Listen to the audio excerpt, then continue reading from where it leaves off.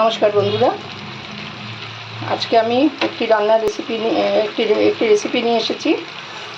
সেটি হচ্ছে মাছের মাথা দিয়ে আলু বেগুন দিয়ে একটা ইউনিক একটা তরকারি। এটা খেতে খুব টেস্টফুল হয়। তা আমি শর্ট ভিডিও করছি, এটা আমি আপনাদের বলে দিই। আমি প্রথমে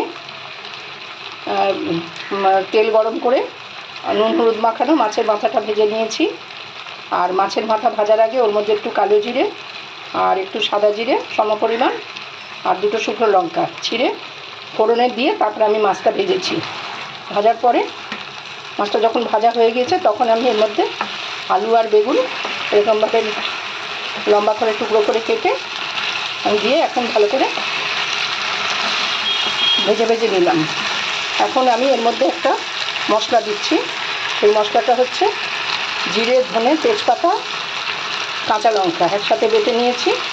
কিছু গোটা কাঁচা লঙ্কা দিলাম আর এর মধ্যে লাল মির্চ, কাশ্মীরি মির্চ আর হলুদ দিয়ে একটা পেস্ট তৈরি করে নিয়ে আমি এটা কষিয়ে নেব। নিয়ে এটা অল্প ঝোল দেব, খুব বেশি ঝোল এটা থাকবে না।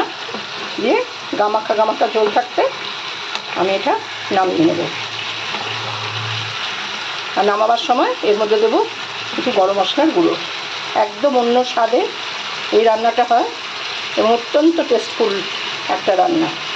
আপনারা করে দেখবেন, আশা করি ভালো লাগবে। মানে মুড়িঘণ্ট কমন ব্যাপার, অনেক সময় করা হয়, কিন্তু এই রান্নাটা একটু অন্য স্বাদে।